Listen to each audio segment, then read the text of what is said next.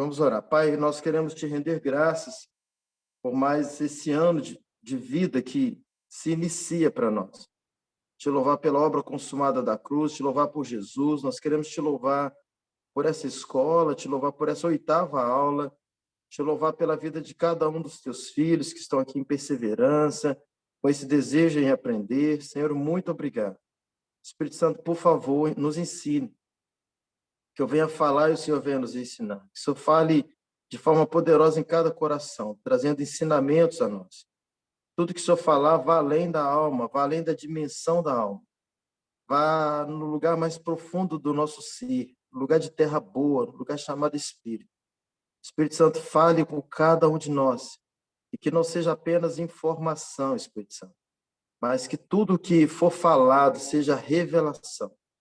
Espírito Santo, nós declaramos dependência do Senhor. Nós não sabemos nada. É o Senhor quem sabe. O Senhor é o professor. Eu sou apenas um canal. O Senhor é a fonte. O Senhor é a fonte de tudo na nossa vida. Traga luz, Senhor. Áreas ainda que estão em trevas, traga luz. Áreas que já têm luz, traz intensidade de luz. Espírito Santo, por favor, fale ao nosso coração. Por favor, nos ensine. Pai, que ao encerrar essa aula nós podemos e fechar esse vídeo regozijando, com o nosso coração alegre, queimando e edificados, e podendo dizer, valeu a pena parar esse tempo para aprender com o Senhor. O Senhor é sempre bom, o Senhor é sempre bom. Por isso nós queremos, Pai, que pela Tua bondade o Senhor vai nos ensinar nessa noite. Nós oramos, Senhor, agradecidos por tudo, em o nome de Jesus. Amém. Glória a Deus. Irmãos, o tema de hoje, que a gente vai tratar hoje, é a oração. Você que está anotando os temas aí, é a oração na nova aliança. Como se deve orar na nova aliança? Né? Não é que existe uma regra de oração, tá, gente? Mas a gente aprendeu um pouquinho como se ora na nova aliança.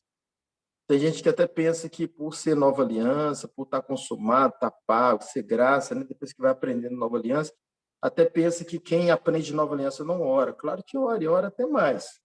A questão não é orar ou não orar, a questão é como orar. E as pessoas que pensam que a gente não ora na nova aliança, depois que aprende um pouco sobre graça, sobre a própria nova aliança, é porque sempre teve um conceito errado de oração. Elas sempre pensaram, e na verdade é ensinado assim, que orar é pedir. Mas orar não é pedir. Orar é você estar com Ele, e nesse estar com Ele, você pode colocar algumas demandas, algumas necessidades. Mas não necessariamente, quando você está orando, você está pedindo. Você pode estar com Ele. Estar com Ele é orar. Às vezes você ouvir Deus também é estar em oração. Orar é estar em intimidade, estar em relacionamento com Deus. Então, porque se a gente ter esse entendimento que a oração é petição, quando tiver tudo bem na sua vida, então você não ora, você não vai ter tempo com Deus. Então, não é bem assim. A oração é uma relação, é estar com o Pai. Então, toda vez que você está com o Pai, você está em oração. E muitas vezes você está até em silêncio. Você separou um tempo dedicado à oração, mas ali você está ouvindo Deus. Pode estar em oração. Então, nunca traduza a oração como petição. Traduz a oração como relação. É um tempo que você está com Ele.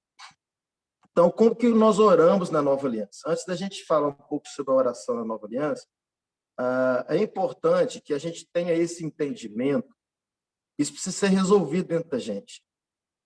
Porque, senão, muitas vezes nós vamos estar com Ele e não vai ter muito sentido. Ou não vai ter muito resultado de estar com Ele.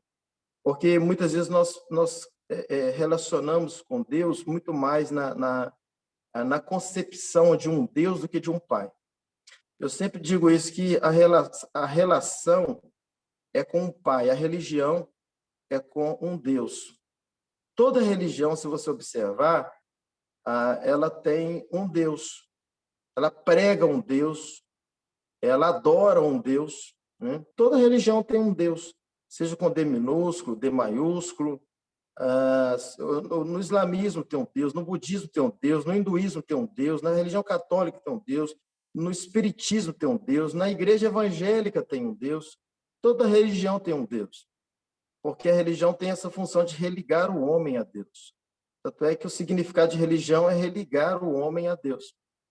Mas nós não vivemos religião. Então, por isso, nós não temos um Deus, nós temos um Pai que é Deus. Nós temos um Pai por natureza, que é Deus por poder. Então, nós não relacionamos com um Deus, nós relacionamos com um Pai que é Deus. Jesus, ele quis trazer esse entendimento aos discípulos e quer trazer esse entendimento ao nosso coração, de uma relação com o Pai, não uma religião com Deus. Então, na Velha Aliança, eu já disse isso em outra aula, na Velha Aliança, o homem buscava a Deus. O homem fazia para merecer a atenção de Deus. Era um tempo, uma busca inconstante, um preço que se pagava para que o homem pudesse experimentar o poder de Deus. Não existia uma relação de filho e pai. Existia uma relação de um homem limitado buscando um Deus ilimitado. Um homem com limite buscando um Deus de poder. Um homem com realidades que ele não podia resolver buscando um Deus que resolvesse. Então, a relação do homem da velha aliança com Deus era uma relação de obediência para agradar um Deus que fazia. Era uma relação de um Deus de depois, onde o homem fazia e depois Deus decidia se fazia ou não a favor desse homem. Por isso que quando você lê a Velha Aliança, você vê muitos textos assim, condicionais, né? Você pega, por exemplo, Deuteronômio 28, se o meu povo, se atentamente obedeceis a voz do Senhor teu Deus, tendo cuidado de guardar todos os mandamentos que hoje te ordeno, todas essas bênçãos virão sobre ti e te alcançarão. Sempre tinha uma condição, né? Segundo Crônicas 7:14, se o meu povo, que se chama pelo meu nome, Jeremias dizendo, buscar-me-eis e me achareis quando me buscares de todo o vosso coração. Então, a gente percebe que era um relacionamento de Deus do homem com Deus, de Deus buscando o homem, era da terra para o céu. Quando Jesus morre, quando Jesus vem à terra e morre por nós na cruz, ele muda isso. Ele não muda um pouco, ele não faz uma reforma, ele transforma isso. Então, hoje não é o homem que busca Deus, Deus busca o homem. Quando você está pregando, é Deus buscando o homem. Quando a gente está evangelizando, é Deus buscando o homem. Toda ação hoje é de Deus a favor do homem. Jesus veio à terra em forma de homem, né? Se esvaziou, como Filipenses 2, se fez homem para buscar o homem. O verbo se fez carne. Então, hoje, é o pai procurando o filho. Não é mais a criatura procurando o Criador, não é mais o homem procurando Deus, mas é o pai procurando filhos. Ele dá um único filho para ter muitos filhos. Então, hoje é diferente. E ele nos achou. E a gente tem que ter essa convicção clara, nós fomos achados. Porque, veja, nunca um filho escolhe um pai. Você que é filho e está aqui me ouvindo, com certeza todo mundo aqui é filho. Talvez nem todos são pais, mas todos são filhos. Você escolheu ser filho? Não. O seu pai, a sua mãe escolheu você como filho. Então, a Bíblia usa muito essas analogias, principalmente de marido e mulher, filho e pai, para que a gente entenda, para que a gente olhe o físico e entenda o espiritual.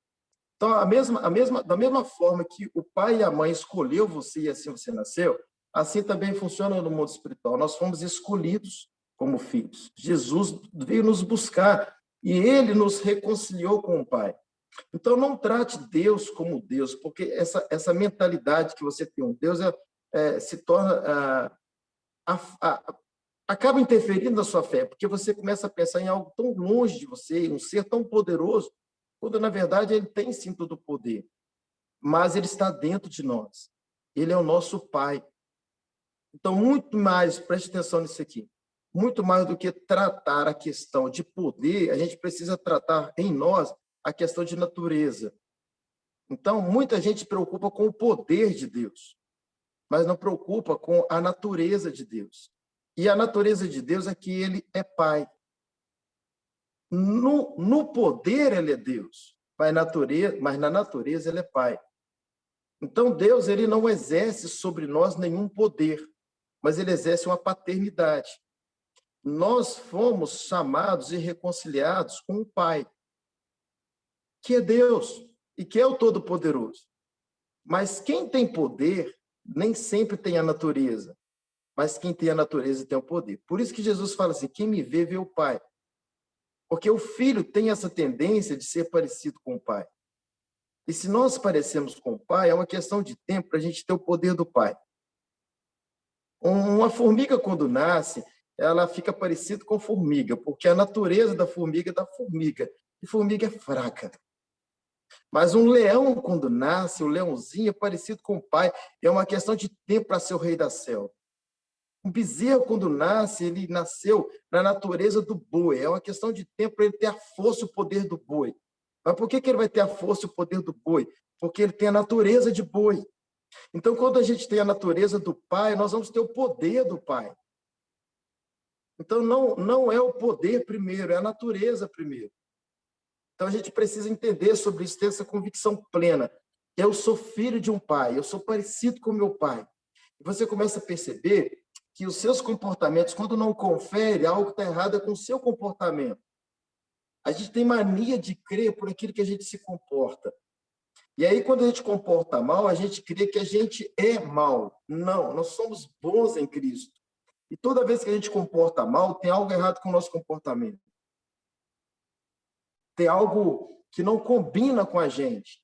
A gente precisa ter essa convicção plena, é de dentro para fora. Que o que está dentro de você é a natureza de um pai, natureza de um Deus, natureza de poder, para mudar qualquer situação. Então, toda vez que você for relacionar com Deus em oração, relacione com o Pai. Por isso que Jesus, quando ele ensinou a oração do Pai Nosso, ele fez questão de iniciar ela assim, Pai Nosso. Para dar a consciência aos discípulos que Deus é Pai. Nós fomos reconciliados por Ele com o Pai.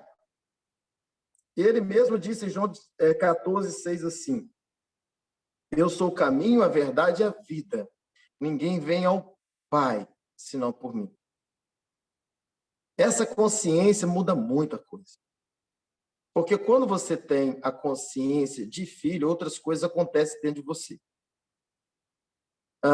E uma delas é que você tem mais facilidade em entender, compreender e crer que as bênçãos são suas, que você já é abençoado, que onde você colocar a mão prospera, que você é rico, que você é poderoso. Porque um filho tem tudo que o pai tem. E aí você começa a entender que nem depende de você. Não depende de você. Dependeu de você ter nascido nessa família. Por exemplo, o Reuel, ele é filho do pastor Carlos. O pastor Carlos é muito rico.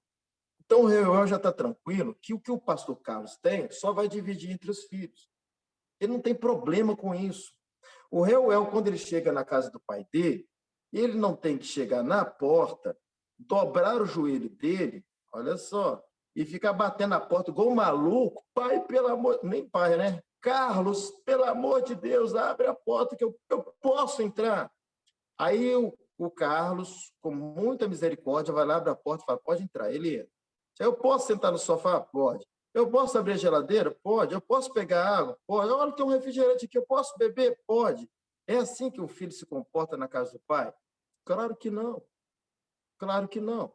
O filho, ele deita e rola em qualquer lugar da casa, inclusive ele é o que tem acesso à cama que ninguém tem, que é a cama do casal. O lugar mais íntimo da nossa casa é íntimo para os de fora, mas não para os filhos. Muitas vezes o próprio filho ele deita no meio do pai e da mãe, lá na cama dele. Eu falo que eu tenho isso dentro de casa. O Mateus direto ele pula no meio de eu e da Érica lá e não quer sair por nada. E a gente que se afasta, o lugar é dele, parece que a cama é dele. Porque ele é filho, é relação de filho. Deus traz essas analogias para que a gente tenha o mesmo comportamento. E muitas vezes a gente não tem esse comportamento com Deus porque a gente tem uma relação religiosa, uma relação de um Deus. Até quando tem muitos vão orar, até quando eles vão orar, eles já afastam esse poder, esse Deus deles. Porque eles oram assim, Deus de Abraão, nem fala que é Deus dele. Deus de Abraão, Deus de Isaac, Deus de Jacó, sabe? Aquelas coisas muito malucas desse tempo da nova aliança.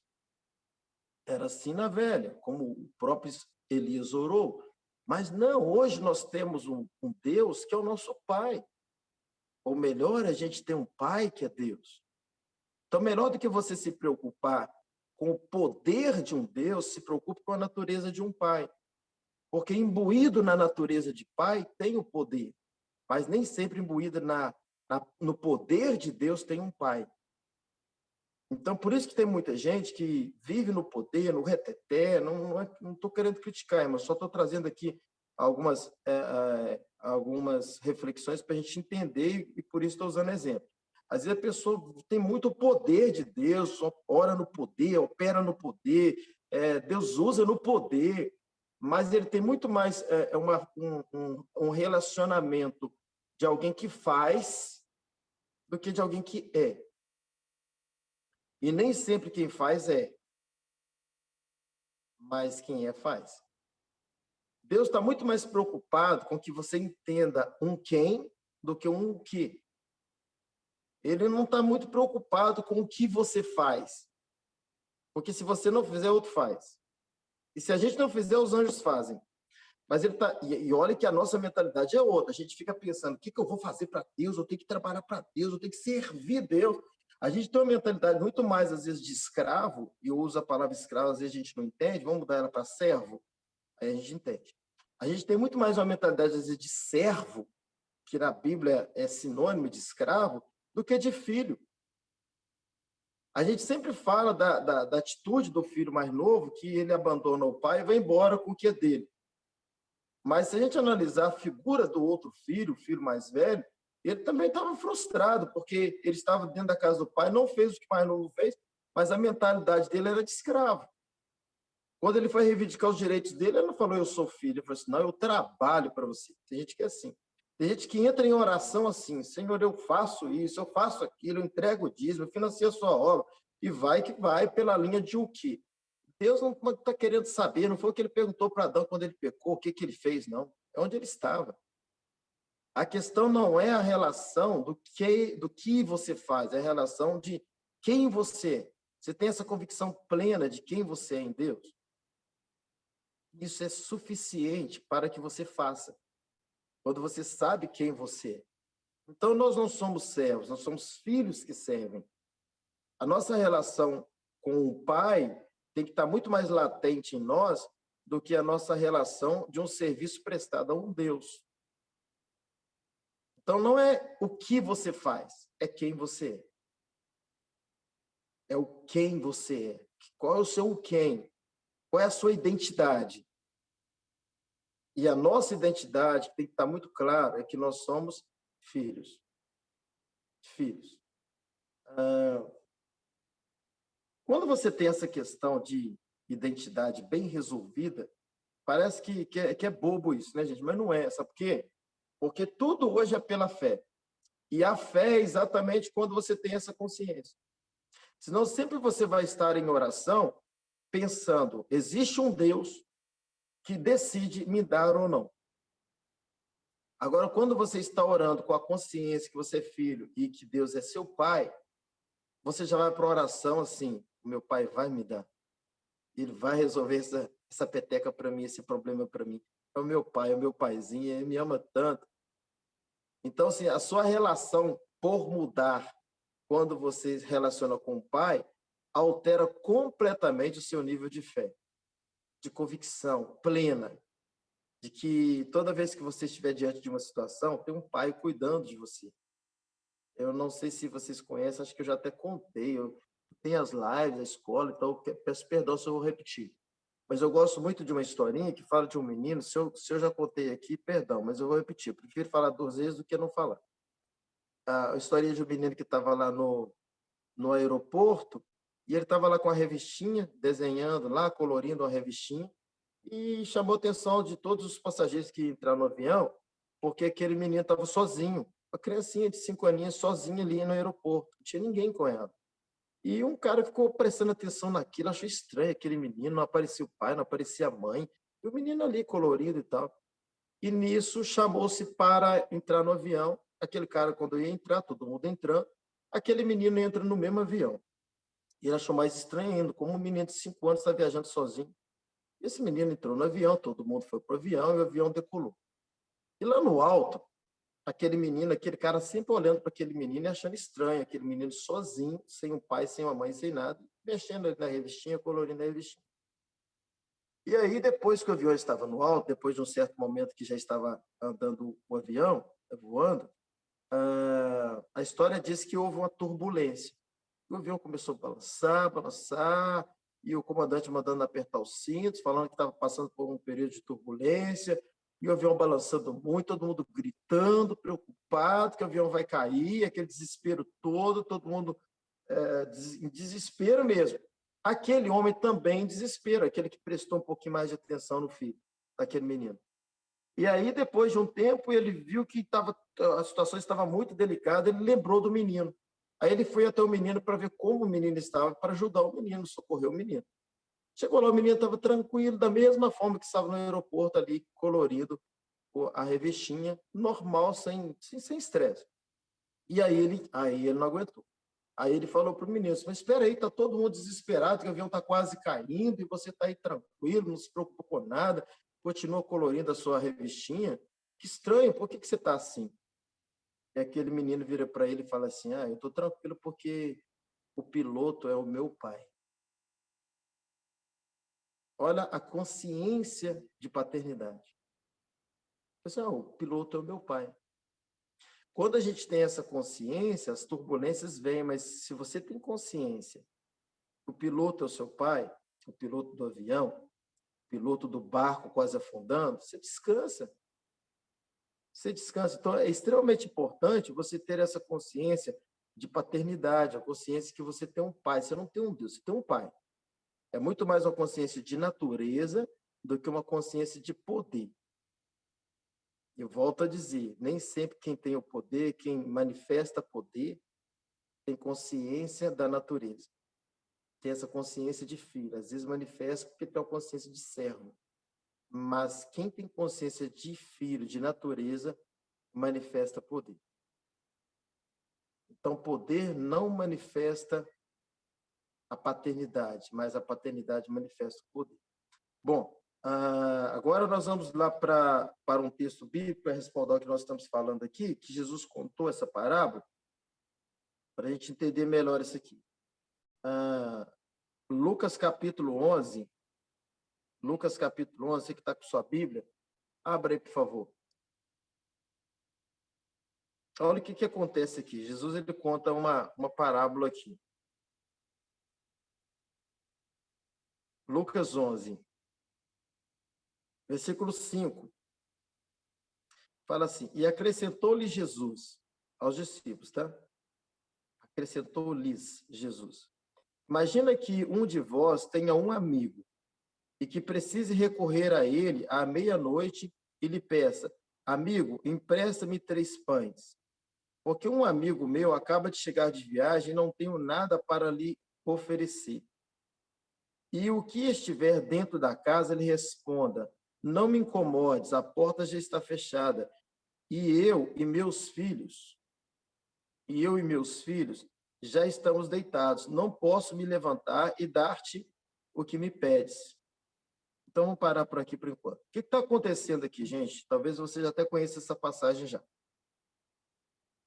Jesus está contando uma parábola aqui, ele imaginou uma história, ele imaginou para trazer uma reflexão, uma didática para os discípulos ali.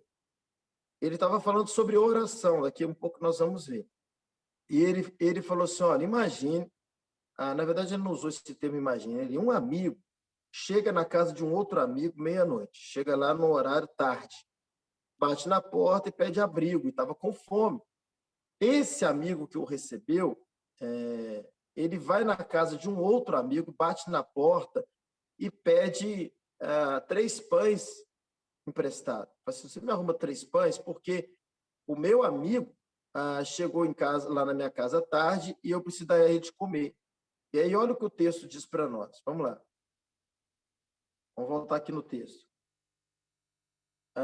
Aí Jesus diz assim, e o que estiver dentro da casa, ele responda. O amigo que foi chamado pelo outro amigo, né, responde assim, olha, não me incomodes, a porta já está fechada, e eu, já era tarde, né, e eu e os meus filhos já estamos deitados. Não posso me levantar e dar-te o que me pedes.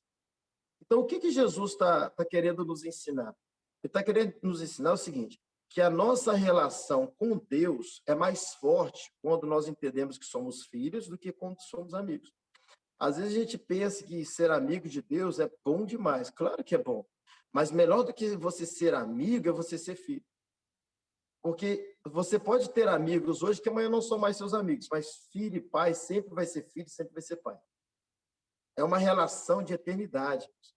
Então, quando esse amigo bate na porta desse outro amigo, ainda que os dois eram amigos, esse amigo dele tinha uma relação mais profunda do que a relação de amigo. Ele tinha uma relação com os filhos. Então, ele disse assim, olha, eu não posso te atender porque eu já estou deitado na cama com os meus filhos. Então, o que Jesus está querendo nos ensinar? Um pouquinho à frente nós vamos ver aqui. Mas aqui já dá para a gente entender que a relação de filho e pai é mais poderosa do que a relação de amigos. Então, nunca tenha esse entendimento que você tem um amigo, que Deus é seu amigo. Não, Deus é seu pai. Ele diz assim, olha, eu estou num lugar de intimidade com meu filho. Então, é mais ou menos assim, irmãos. Os amigos de Deus batem na porta para pedir as bênçãos, mas aquele que tem uma relação de filho, ele fala assim, não, espera aí que eu estou atendendo os meus filhos. Então, tenha uma relação com Deus de filho, porque aí sim você está na frente da filha. Porque a prioridade é do filho e não de amigo. Lembra da mulher cananeia? Passou uma cena bem parecida. Ela pedia que Jesus socorresse a filha dela, e o que Jesus falou assim, olha, eu não posso, eu vim pelos filhos, eu não posso tirar da mesa dos filhos. A relação de Deus com a gente é uma relação de paternidade. Jesus nos reconciliou, não foi com Deus, Jesus nos reconciliou com o Pai, e filho é prioridade.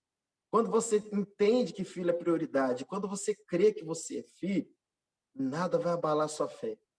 Nada vai abalar sua fé. O que mina a nossa fé é quando vem a crise de identidade. Quando você tiver essa crise em não reconhecer Deus como seu pai, você, em momentos de oração, vai passar incredulidade.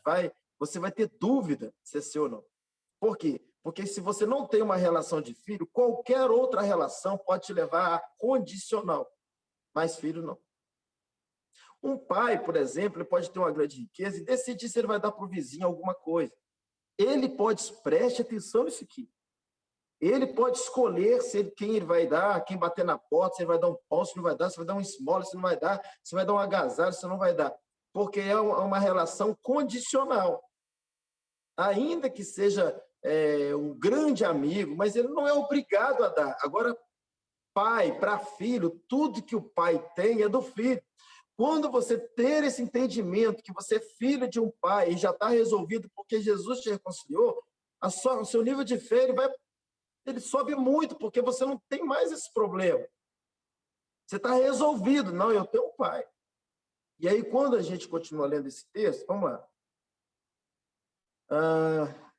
Aí fala assim no versículo de número 8. Jesus fala assim, eu vos afirmo que, embora ele não se levante para dar-lhe o pão por ser seu amigo, por causa da insistência se levantará e lhe dará tudo o que precisar. Aí você fala assim, pastor, mas está dizendo aqui que por causa da insistência ele atendeu o amigo. Sim, é por isso que ele atende a gente. Então, ele atende quando a gente ora? Claro que atende. Ele atende quando a gente clama, paga preço, faz campanha, vai para o monte, acorda de madrugada, 7 elos, 21 elos. Ele atende, porque ele é bom. A questão aqui, querido, não é Deus te atender ou não atender. Se a gente abrir para testemunho aqui, nós vamos ter muitos testemunhos que podem se contar. A questão é que não é necessário fazer essas crises todas que a gente faz. Esse estardalhaço todo que a gente faz para obter uma vida abençoada. Não, é só a gente ter consciência que não somos filhos. Talvez a hora que a gente fica mais feia é a hora que está orando, não é? Pede alguém para tirar foto de você orando. Pelo menos umas 10 fotos. Pelo amor de Deus. Senhor, apaga isso tudo, pelo amor de Deus. A gente faz careta, a gente muitas vezes se comporta como um menino mesmo. E a gente chora, né? E é como se fosse um menino sem consciência de paternidade. Está errado? Não. Deus nos ouve, ouve. Ele ouve a nossa insistência, nos responde, porque ele é bom. Porque também ele é nosso amigo. Não está errado, ele é nosso amigo. Só que eu quero trazer a consciência no seu coração, quando eu digo eu, o Espírito Santo me usando, é que mais do que seu amigo, ele é seu pai. E que tudo que ele tem é seu, sem estresse, sem você ter que ficar igual um maluco orando, clamando, pagando preço para ter. É uma consciência de paternidade, é uma consciência de herança. O Espírito que habita em nós, ele testifica em nós. Romanos 8,16, que nós somos filhos. Nós somos mais do que amigos. Aí você pode dizer, pastor, mas quando Jesus estava aqui nessa terra, ele disse que ele não chamava mais os discípulos de servos, mas de amigo. Então, a palavra amigo está certo. Nós somos amigos. Sim, na velha aliança, Jesus andou na velha aliança. Ele ainda não tinha consumado na cruz a obra da reconciliação. Mas quando ele morre naquela cruz, ele nos reconcilia com o Pai. Então, não é mais amigo. Já melhorou, nós somos filhos. Então, tudo que o Pai tem é seu. E aí começam algumas crises sendo resolvidas, porque até então a gente pensa assim, tudo bem, eu sou filho, mas eu acho que eu não mereço. Às vezes você peca, você erra, infelizmente a gente não sai para pecar, mas a gente peca, e às vezes peca todo dia, né? Seja pecado grande, pequeno. E aí a gente pensa, a gente vai para a oração em dúvida, porque, poxa, Deus vai me dar, porque você tem uma relação com Deus. Quando você tem uma relação com o filho, não importa a questão da obediência, da desobediência, da santidade, da não santidade. Volto a dizer, tudo isso é muito bom, faz parte da vida de um cristão. Mas não é por isso que Deus te abençoa mais.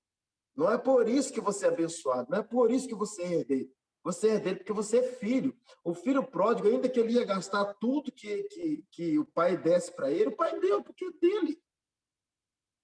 Tudo que o pai tem é seu, por natureza e poder. Então, a nossa relação com ele é uma relação de filho e pai. Agora, quando você não tem essa consciência, a primeira coisa que você faz é colocar Deus depois. E isso que a maioria dos crentes fazem, infelizmente. Então, eu vou orar, olha isso aqui. Eu vou orar que Deus vai fazer. Eu vou pedir que Deus vai dar.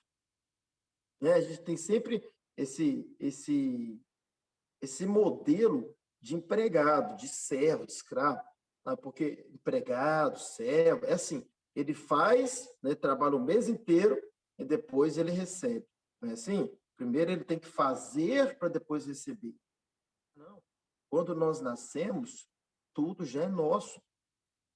O filho que está nascendo agora de um casal de pais, tudo que os pais têm e que ainda vai construir em vida, é dele, já é por natureza.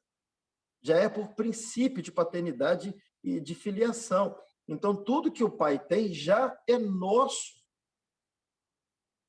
Então, não é o que eu faço para merecer, é o que Cristo fez para me reconciliar.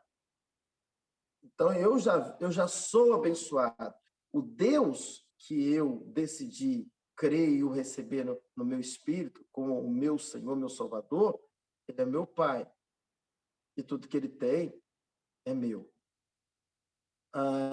Vamos abrir, daqui a pouquinho eu vou abrir para vocês falarem, perguntarem, e nós vamos abrir em Gálatas, mas antes de abrir em Gálatas, vamos continuar esse texto aqui, porque talvez você conheça esse texto e você pode fazer algumas interrogações um pouco à frente, né? Porque olha só o que diz aqui depois do 8, no 9 aqui, olha. Portanto, vos asseguro, pedi e vos será concedido, buscai e encontrareis, batei e a porta será aberta para vós. Pois todo o que pede, recebe. O que busca, encontra. E a quem bate, se lhe há abrir. Versículo 11. Qual pai dentre vós, se o filho lhe pedir um peixe, em lugar disso lhe dará uma cobra? Ou se pedir um ovo, lhe dará um escorpião? Vira para cá agora, gente. Aí você pode dizer assim, mas pastor, a Bíblia está me mandando pedir. Jesus está me ensinando a pedir. Sim, ele ensinou a pedir. Mas eu volto a dizer, tá? Não tem nada errado em pedir. Você pode pedir, não tem nenhum problema. Mas você também pode não pedir. Você pode apenas se apropriar. Porque uma coisa é você pedir, a outra coisa é você se apropriar. Se você tem, de fato, a consciência que você é filho, você pode já ir direto se apropriando, ao invés de passar pelo pedir. Ah, mas Jesus ensinou a pedir. Sim, ele ensinou a pedir. Sabe o que ele ensinou você a pedir? Ele ensinou você a pedir aquilo que faz você crer que tudo é seu. É porque, às vezes, você não leu o texto todo. Se houvesse indagação, claro. Vamos ler o 13? Aí ele fala assim, ora, se vós, apesar de seres maus, sabeis dar o que é bom aos vossos filhos, quanto mais o Pai, que está nos céus, dará o quê? O Espírito Santo àqueles que lhe pedirem. Jesus está falando sobre pedir o Espírito Santo, que já veio em Atos 2. Jesus estava falando da relação com o Espírito Santo. E nós que temos já o Espírito Santo, é esse Espírito que é santo, que lá em Romanos 8,16, Paulo diz que ele é quem testifica no meu espírito que eu sou filho. E se eu sou filho, vamos lá em Romanos, que depois nós vamos para Gálatas. Vamos lá, vamos pular para Romanos, a gente já fica lá perto de Gálatas. Aí olha o que Paulo fala aos Romanos, olha, capítulo 8, um segundinho aqui. Pode ir abrindo aí. Romanos capítulo 8. Se vocês tiverem alguma pergunta, alguma coisa a falar, anote aí para se eu abrir aqui vocês falarem, tá, gente? Vamos lá, Romanos, capítulo 8, versículo 16. Eu já falei o texto, né? Paulo diz assim, o próprio Espírito testifica no meu Espírito que somos o quê? Filhos de Deus. Então, Jesus fala sobre pedir o Espírito, que nós já temos o Espírito da nova aliança, que foi derramado em Atos 2, e esse Espírito, ele testifica no meu Espírito que eu sou filho. E se eu sou filho, tudo que o Pai tem é meu. E é assim que eu oro, me apropriando, agradecendo, tomando posse, apresentando as questões, porém de outra forma, uma outra motivação, com outra fé, um outro nível de crer. Né? E Paulo continua e fala assim no 17, e se somos filhos, então também nós somos o quê? Herdeiros. Herdeiros de Deus e co-herdeiros com Cristo. Se realmente participamos dos seus sofrimentos, para que da mesma maneira participemos da sua glória. Agora, olha só, vamos lá em Gálatas,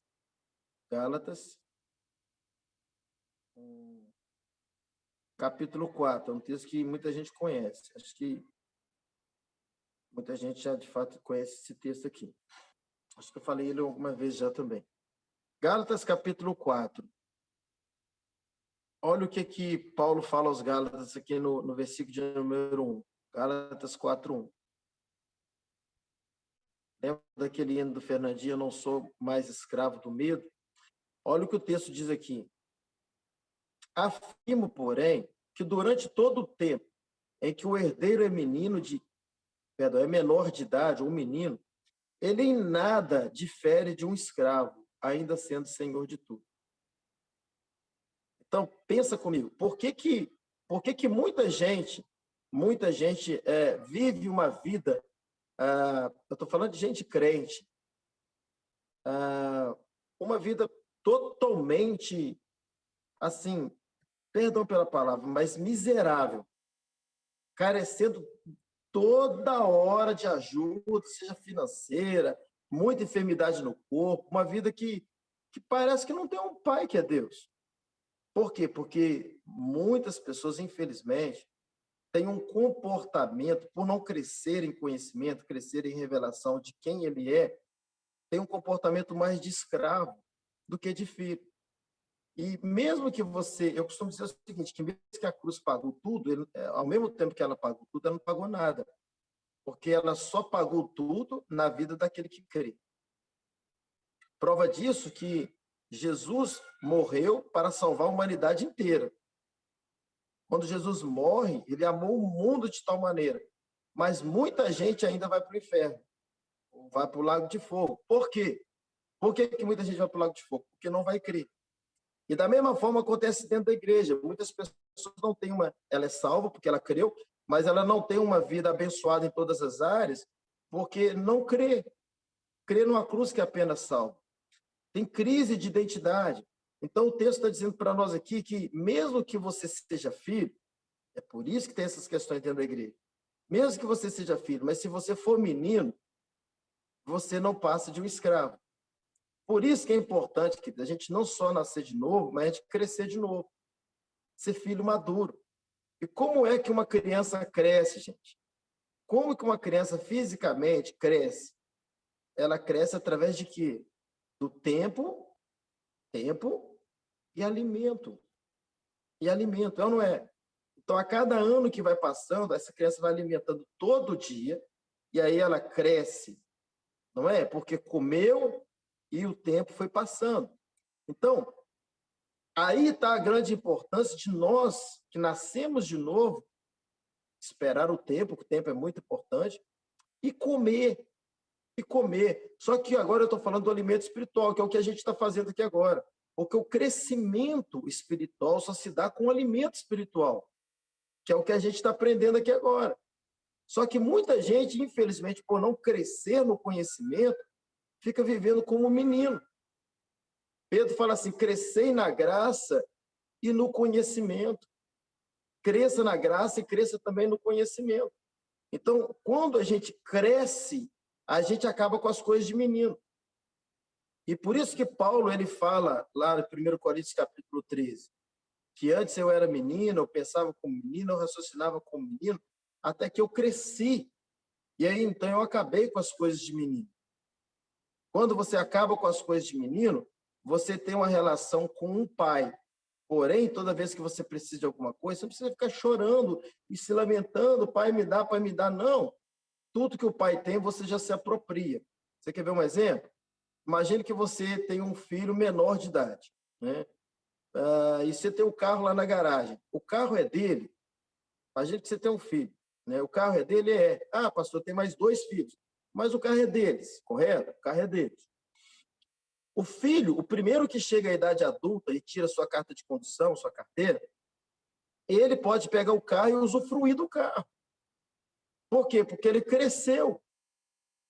O tempo passou, ele cresceu, e então agora ele é adulto. Então ele tem agora a liberdade de tomar posse da herança, daquilo que já é dele.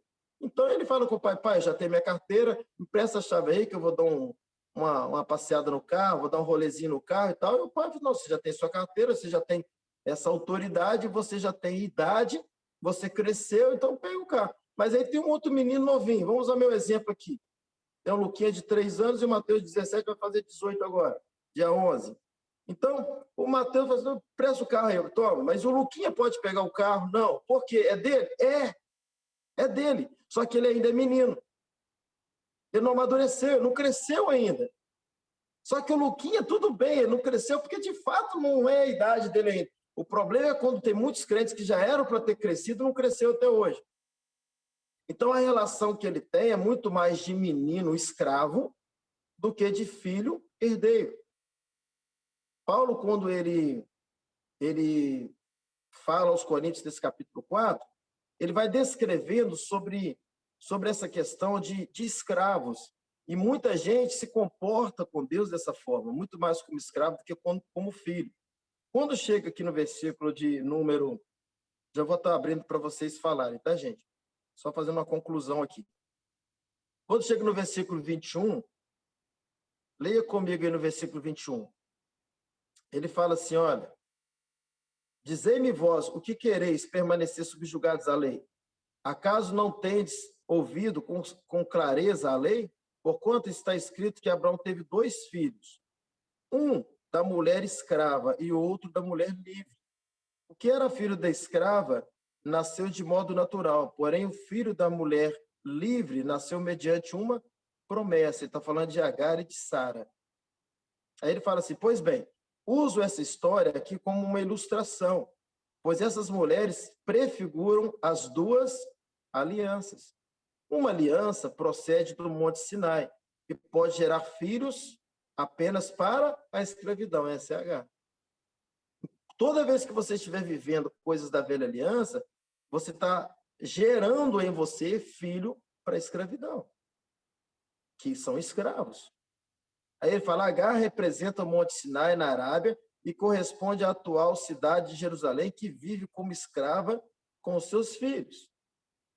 Aí ele fala assim, entretanto, a Jerusalém do alto é livre, e esta é a nossa mãe. Pois está escrito, alega-te, ó estéril, que davas à luz, e rompem brados de júbilo, tu que não passastes pelas dores de parto, pois os filhos da mulher abandonada são mais numerosos do que os daquela que tem marido. Assim, vós, irmãos, sois filhos da promessa, à semelhança de Isaac. Então, a questão é a seguinte, ou a gente decide viver a velha aliança, ou a gente decide viver a nova. A velha aliança, biblicamente, ela caducou. Ela é a sombra da nova aliança. Então, na velha aliança, sim, o comportamento do homem era um comportamento de servir, um comportamento de escravo, um comportamento de empregado, um comportamento condicional, um comportamento que Deus abençoava eles segundo as ações deles. Na velha aliança era assim. Mas quando Cristo paga tudo por nós na cruz, se estabelece o tempo da nova aliança. E no tempo da nova aliança, tudo que era para o homem pagar, Cristo pagou. Então, hoje nós temos dentro da igreja filhos de Deus, todos são filhos de Deus? São. Se você creu em Jesus, você é filho. Não importa se você está vivendo a velha ou a nova aliança. Todo aquele que vive a velha ou a nova aliança, ele é filho de Deus? Claro que ele é filho. Ele é salvo? Claro que ele é salvo. Ele creu em Jesus como salvador da vida dele. Então, a questão é que muitos são filhos do pai e da mãe, né? E outros são filhos do mesmo pai e de outra mãe. Então, veja que ali tinha duas mães e um pai. Deus, ele é Deus de todos. Ele é pai de todos nós que cremos em Jesus, certo? Só que você precisa decidir se é filho de Agar ou de Sara. Nós somos irmãos? Somos. Os irmãos lá da nossa igreja são nossos irmãos? Somos. Só que às vezes nós somos irmãos por parte de pai e não somos por parte de mãe. Quem vive a velha aliança é meu irmão em Cristo? É meu irmão por parte de pai. Mas às vezes não é meu irmão por parte de mãe. Às vezes, ao invés de estar vivendo como filho de Sara, eles estão preferindo viver como filho de Agar. Ao invés de viver em liberdade de vida em Cristo, vive essa prisão da religião.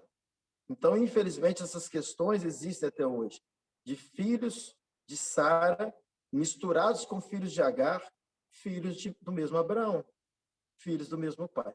Bom, eu vou abrir aqui agora para a gente dar oportunidade para vocês falarem. Se alguém quiser falar, pode abrir o microfone aí, fazer alguma pergunta, fique à vontade. Pastor, Oi. eu prestando atenção aqui no que o senhor estava falando, eu anotei aqui, e eu vi assim, né, que antes da gente ser crente, antes da gente ser salvo, de ser cristão, né, pelo que eu entendo aqui na Nova Aliança, né, antes da gente ser servo, a gente precisa de ter essa consciência que a gente é filho, né? E então, assim, dentro dessa consciência que o senhor leu aqui em Lucas capítulo 11, né? Aí eu vejo, tipo assim, eu tenho uma dúvida aqui, talvez vai ser a dúvida de todos aí também, né? Como então, assim, eu sou filho, eu entendi que dentro dessa passagem, que o filho, ele tem tudo, né? O senhor deu o exemplo aí do Reuel, que pode abrir a porta da geladeira, tem acesso direto à casa do pai. Mas aí, no caso, assim, por exemplo, igual a gente está aqui, a gente está aprendendo, né? A gente está buscando esse conhecimento. Como que, então, assim, um filho legítimo, como que é o relacionamento dele com o pai? Como que tipo assim, só dar um exemplo, não um exemplo, né, de um pai com filho, igual, por exemplo, só deu o exemplo do Luquinha aí, mas o senhor falou a respeito do filho maduro, né? Como que é um relacionamento do filho maduro com o pai? Porque, tipo assim, o filho novinho, ele pula na cama, né? Às vezes ele faz uma bagunça, tudo. Mas como que seria esse relacionamento do filho com o pai?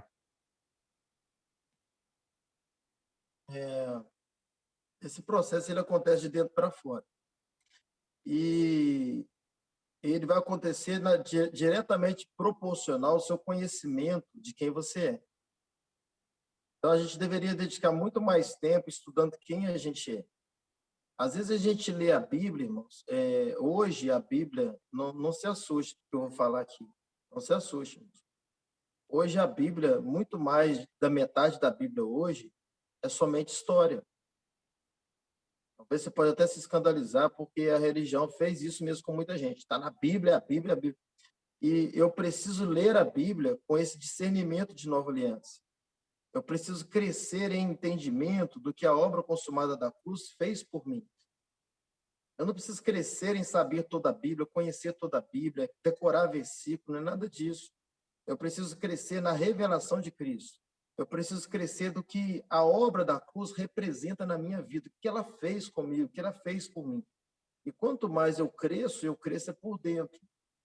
Não é um crescimento externo que todo mundo vê, não é nada disso. É um crescer no sentido de interior que melhora a sua relação. Quando melhorar a sua relação, é você e o Espírito Santo. É você e o Espírito Santo. Não tem como explicar como é isso. É uma vida de intimidade com um pai. Um pai, presta atenção nisso aqui. Tem gente que endeusa a Bíblia. Tem um pai, a Bíblia, se ela não souber ser lida, ela mata mais do que dá vida. Tem muita gente que tem nojo de Deus porque leu a velha aliança, leu as guerras, leu Deus mandando matar. A gente tem nojo de Deus por causa de guerras na Bíblia, por causa de textos da velha aliança, por causa de leis. Então, ela é uma espada que corta dos dois lados. E muitos crentes colocou a Bíblia acima do próprio Deus. Acima do próprio Deus. Quando, na verdade, a intimidade com Deus está muito acima do conhecimento de Bíblia. Até porque a Bíblia se tornou muito mais história do que revelação vivida. Revelação que eu preciso hoje para a minha vida. O que eu preciso hoje é do Cristo da Bíblia. Onde eu não encontro Cristo na Bíblia, para mim é uma mera história. E a partir do momento que eu cresço nesse fundamento, eu cresço nessa rocha, nessa pedra que é Cristo, eu automaticamente, naturalmente, eu melhoro a minha relação com o Pai. Na melhora da minha relação com o Pai, eu já sei o como fazer, porque o próprio Espírito que fala comigo, que fala por mim, que me leva, às vezes a gente está ali num tempo com Deus, o próprio Espírito está conduzindo tudo, porque às vezes a gente tem uma relação de filho adulto. Então, essa maturidade, ela se dá com o conhecimento e com a revelação da obra consumada. Eu não li aqui ainda, a gente vai tratar um pouco da carta aos Gálatas um pouco à frente, para a gente entender melhor, porque eu não passei para vocês o contexto de Gálatas 4. Mas quando a gente lê Gálatas todo, nós vamos ver que aí foi a meninice dos Gálatas. Eles estavam na graça, decaíram para a lei. Então, eles viviam essa meninice. E por viver essa meninice, eles viviam a escravidão. Então, eles perderam essa relação de filho e pai. Entendi. Pode falar. No caso, foi apresentado para eles essa consciência que eles tinham um pai e que eles tinham condição de, através da intimidade, gerar mais conhecimento, mas eles, no caso, se prenderam ao conhecimento da letra, no caso, e deixaram de buscar essa intimidade. Não é que eles deixaram de buscar. Quando a gente for estudar os Gálatas, a gente deve estudar daqui umas 2, 3 aulas, a gente começa Gálatas. Só perceber o que aconteceu ali, mas não foi bem que eles deixaram de buscar, não. Foi uma influência dos judaizantes que foram dispersos de Jerusalém e foram parar na Galácia. Aí Pedro, eles tinham o evangelho dos apóstolos que andaram com Jesus no tempo da velha aliança. E aí eles ficaram confusos entre circuncisão e não circuncisão, né? E aí, pronto, virou uma bagunça. Depois nós vamos estudar sobre isso. E aí, pronto, a gente vai perceber na carta aos Gálatas que é o que aconteceu com a igreja de Jesus no mundo inteiro. Não é aí no Brasil, não, gente. É no mundo inteiro. A síndrome dos Gálatas, a doença dos Gálatas, infelizmente, entrou na igreja. Quando Paulo fala que eles decaíram da graça, não está falando que eles foram para o pecado, como muita gente interpreta, não. Eles decaíram da graça e voltaram para a lei. Então, essa meninice no entendimento, é que faz com que a gente vive muito mais numa relação de escravo e patrão, né? E senhor, não que ele não seja o nosso senhor, mas no sentido de escravidão, não, do que um relacionamento de filho e pai. E é por isso que muita gente fica pagando o preço hoje em dia, relacionando com um amigo para ter suas bênçãos, suas vitórias, e nada errado nisso. Só que não é que não está errado, né? Nada ruim nisso, mas é errado, sim. Ô, pastor, Ah, eu tenho uma analogia para fazer com isso aí. Eu acho assim, por exemplo, tem a maioridade, né? O cara faz 18 anos, aí ele não sai de casa, ele continua ali sobre a lei do pai, né? E aí ele casa e continua aí, aquilo até atrapalha a vida dele. Porque ele acha ainda que mesmo com a família dele, ele acha que ele tem que seguir a lei do pai dele. É o que ele aprendeu dentro da casa dele. Aqui o pai dele começa a se meter na vida dele e atrapalha a prosperidade da família dele. Então, o menino aí que já tem conhecimento né, de Deus, já tem um relacionamento com Deus, mas fica preso à lei do Velho Testamento, entendeu? bacana. Isso aí. Mais alguém quer falar? Bom, Alex, bom. Mais alguém quer falar, gente? Eu perguntar? Pastor, eu vejo muitas igrejas assim no Brasil que ficam trazendo assim itens da antiga aliança, como por exemplo Arca da Aliança, e ficam trazendo celebrações de festas judaicas e olhando assim, flertando de certa forma com o judaísmo como se fosse algo mais espiritual, mais correto. O senhor acha que isso é então uma falta de entendimento do evangelho? Vou usar uma palavra aqui, não se ofenda, falo com amor. É uma pura meninice. Isso é meninice. Gente, que tem de pastor menino, o que tem de apóstolo menino. Porque o véu está rasgado, né? Então, o que é ter intimidade está disponível a intimidade. E, às vezes a gente tem membros de igreja que tem muito mais intimidade do que muitos grandes líderes. Isso é uma meninice tamanho.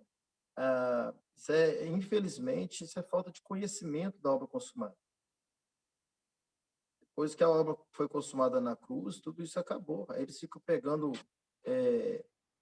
a cultura judia, uma cultura de alguém que não crê em Jesus como rei, como Senhor, e trazer para o nosso cristianismo, entende? Então, assim, está totalmente fora.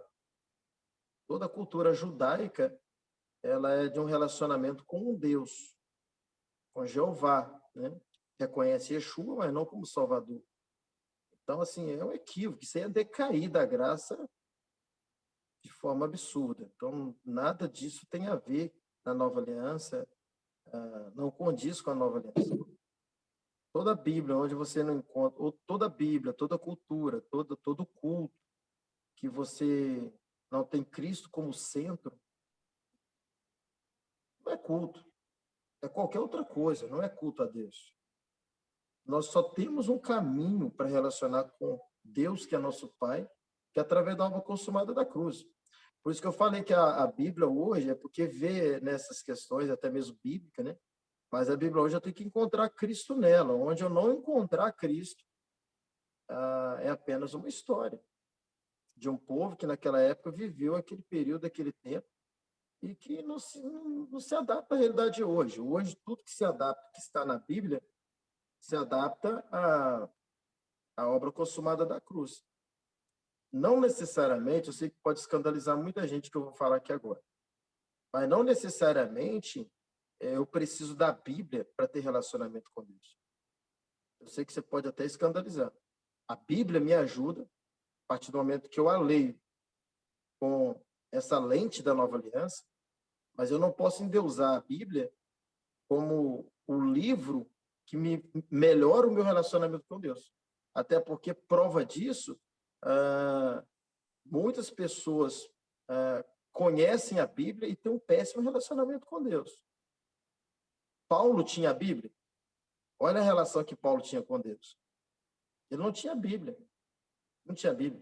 E os iletrados, e os incultos, analfabetos, pessoas que não sabem nem ler Bíblia e que têm um relacionamento fantástico com Deus. O relacionamento com Deus não se dá por muito que você lê a Bíblia, muito que você conhece a Bíblia. Muitas pessoas que, por conhecer muito a Bíblia, se tornaram muito mais religiosos do que cristãos. Porque não é o conhecer a Bíblia, é o conhecer o Cristo da Bíblia. Aí é diferente. Eu posso estar lendo lá no Velho Testamento e vendo um texto que está apontando para o Cristo da Bíblia. Aí sim. Agora, ler a Bíblia em si, não significa que eu vou ter relacionamento e intimidade. O que faz eu ter relacionamento e intimidade com Deus se chama Espírito Santo. Que para ele não importa se você conhece, é importante conhecer a Bíblia, sim, mas é muito mais importante você conhecer a revelação do Cristo da Bíblia. Conhecer a obra consumada da cruz. Isso é o que mais importa. Porque, eu volto a dizer, tem pessoas que não têm conhecimento, eles são iletrados, são pessoas que não sabem nem ler. Então, o relacionamento não é pela letra, é pelo Espírito. É pelo Espírito, é a minha relação com o Espírito. A Bíblia contribui? Contribui. Mas tome cuidado quando você lê a Bíblia. Por exemplo, eu estou aqui agora, se você não tem a compreensão clara do que a gente está falando sobre Nova Aliança, você pode terminar essa aula aqui e ler a Bíblia. Daqui a pouquinho você lê textos que contradizem o que eu estou falando. Agora, a questão é, você está lendo esse texto na Velha ou na Nova Aliança? Entende? Então, assim, sem a revelação da obra consumada da cruz, você não tem um entendimento, ou melhor, a Bíblia não vai proporcionar para você intimidade. É preferível você ter uma relação melhor com o Espírito Santo, para que você tenha um relacionamento melhor com o Pai, do que você ter um relacionamento com a Bíblia. Não me entenda mal, pelo amor de Deus, não que a Bíblia não seja importante. Eu estou deixando claro isso aqui, inclusive está até gravado. Não me compreenda mal, está sendo gravado o que eu estou falando aqui. Só que você não pode endeusar a Bíblia. Se você lê a Bíblia sem entendimento, eu falo isso porque muita gente lê Bíblia e faz tanta besteira. A gente tem visto no nosso meio. O Real acabou de falar aqui. E mais um monte de coisa que a gente vê. São pessoas que são doutores da Bíblia. Os fariseus conheciam a Torá de frente para trás, de trás para frente. Olha o comportamento dos fariseus. Então, é relacionamento com o Espírito Santo. Aí sim. Aí você pode ler a Bíblia toda com a relação que você tem com o autor da Bíblia, aí fica tudo mais fácil. Tem alguém Pastor, que quer falar? Era eu. Só um minutinho, que tinha uma voz feminina. Ou era a sua mesmo? Eu falei, pastor, na hora então, que você estava falando. Perdão. Não, é só complementando o que o senhor falou. O que eu entendi aqui é o seguinte: a Bíblia, ela gera para a gente o conhecimento. E a intimidade com Deus, ela gera confiança. Uma vez que a gente passa a ter confiança no Pai, né? Ela resolve essa crise de identidade que a gente tem. Que a gente tem, não, né? Graças a Deus, a gente aqui já não tem mais essa crise de identidade. Mas eu falo a crise de identidade que as pessoas têm em saber se é servo de Deus ou se é filho de Deus, né? Eu falo essa crise. Então, eu vejo, assim, que com o senhor falando aí, eu entendi assim, a Bíblia, ela até gera o conhecimento, e não é ruim, conhecimento é bom, né? Mas a intimidade com Deus, essa intimidade que vem, né, de dentro para fora, não é pedir, jejuar, sacrificar, fazer voto, nada disso. É aquela intimidade que é gerada, aquele desejo que gera de dentro para fora no nosso coração, não é de pedir, é de estar com Ele, né? De estar com Ele. Isso vai gerar, com o passar do tempo, uma confiança. E uma vez que você passa a ter confiança, né, até mesmo aquilo que não parece ser natural, você não vai questionar mais, né? Eu tô lembrando aqui do senhor falar aí sobre a Bíblia, e eu estou lembrando daquela passagem de Pedro e daquela visão que ele teve do lençol descendo com comida impura, né? E Deus falando com ele, come. A Bíblia mandava não comer. Né? E a gente vê que ali, a Bíblia, o conhecimento dele ali da lei judaica, né? falava que era Para não permitido, comer. não era Para não permitido comer. comer. E aí Ele quis usar a era Bíblia. loucura, né? Ele quis usar a Bíblia. Boa lembrança. Ele quis usar a Bíblia, né? Não, não vou comer nada que é imundo, porque ele estava praticando a grande religião ali na hora. Não, claro que ali havia uma ilustração sobre o gentil, né?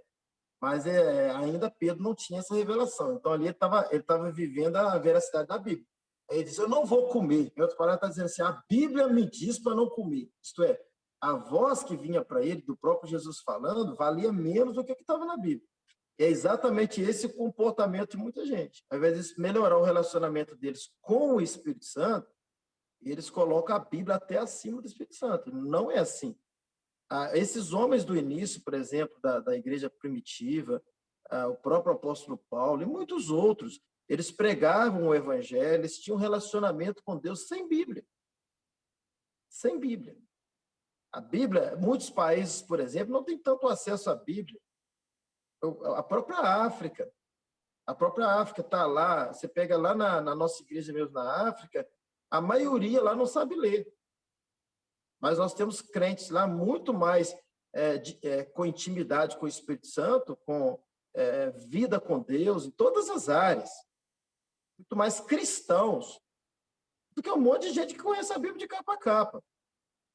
Então, não me entenda mal. Eu não estou dizendo que não é importante ler a Bíblia, nada disso. É importante também. É extremamente importante também. Se eu tenho conhecimento da Bíblia, é porque eu li Bíblia. Se eu tenho conhecimento, é porque eu li. O que eu li, né, guardei, está aqui armazenado em mim. Mas eu não posso colocar a Bíblia acima das revelações do Espírito Santo, e principalmente nesse tempo da Nova Aliança. Eu não posso ler a Bíblia, aplicar a Bíblia na minha vida, se esse texto que estou lendo não estiver ligado à obra consumada da cruz. Porque tudo hoje é pela obra da cruz. Nem toda a Bíblia fala da obra da cruz. Oi? É porque a Bíblia é a lei, mas o coração é onde que está o Espírito, né? Exato. Não toda a Bíblia é a lei, por isso que tem a parte boa, tem parte da Bíblia. Você pega as cartas de Paulo, por exemplo, cartas que você pode ler o dia inteiro, toda hora, e aplicar, porque são cartas da Nova Aliança, né? Que está na Bíblia, né? Os ensinamentos do próprio Jesus. Só que muitos textos da Bíblia hoje se tornaram história. Se tornaram história. Os profetas, por exemplo, eles anunciaram o Messias que já veio, então se tornou história, por aí vai. Mas aí, com o tempo, a relação de vocês com o próprio Espírito Santo, ele mesmo vai mostrando essas questões para vocês, de pontos na Bíblia que não se aplicam nos dias atuais. E são muitos pontos. Então, o melhor hoje é uma relação com o Espírito Santo que testifica Jesus na nossa vida, e que enaltece Jesus. É o Cristo em nós. O Cristo em nós, é o Cristo da Bíblia, que é muito maior do que a própria Bíblia. Tem mais alguém que quer falar? Oi, Eliana, deixa eu liberar seu microfone aqui. Espera aí. Só um minutinho, gente. Acho que está liberado. Então, pode ser falta do barulho. Eu estava pensando aqui a respeito que Jesus ensina o Evangelho, né, para os discípulos.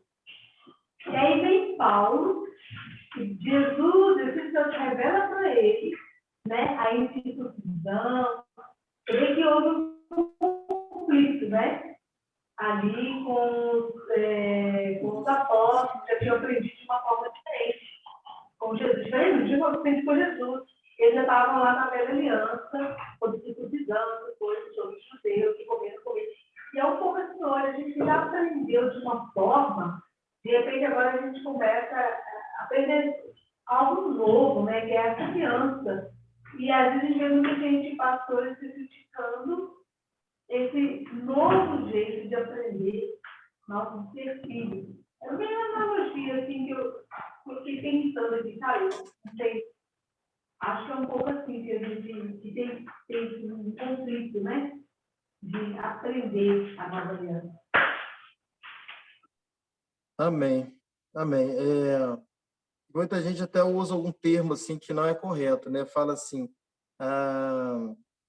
depois que eu estou aprendendo algo novo, né? até pelo título Nova Aliança, pensa que a gente está aprendendo algo novo, né? A gente não está aprendendo nada novo, não, gente. A gente não está aprendendo nada novo, né? O que a gente está aprendendo é velho. Era novo para Paulo. Era novo para os apóstolos ali naquele tempo, que ainda que viveram a velha aliança, viram que Paulo estava pregando a nova aliança, o tempo da graça, mas o que a gente está aprendendo aqui hoje, e que é novidade para muita gente, tem 2000 anos. A nova aliança começou na obra consumada da cruz. Então, assim, eu costumo dizer que a luz, ela não tem poder de criação. Eu já disse para vocês, né? Quando você acende a luz do quarto, por exemplo, tudo que já está lá no quarto não é a luz que colocou. Às vezes você entra no quarto escuro, você não está vendo nada, porque está tudo escuro. Aí você acende a luz, você vê um guarda-roupa, você vê um criado da cama, você vê a própria cama, você vê colchão, você vê um tapete, você vê um monte de coisa que está no quarto.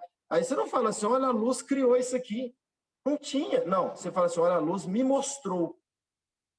Então, a luz, ela não tem poder de criar nada, ela tem poder de mostrar o que já existe. Então, o que a gente está tendo é luz. A gente andou em trevas acerca de muitas questões sobre a obra consumada, sobre a nova aliança. E agora o Espírito Santo está trazendo luz. E eu sei por que está acontecendo, gente. Eu vou ver se eu tiro um momento de alguma aula para mostrar para vocês melhor por que está acontecendo. Nós estamos em tempo de arrebatamento. Jesus quer saber quem é a noiva.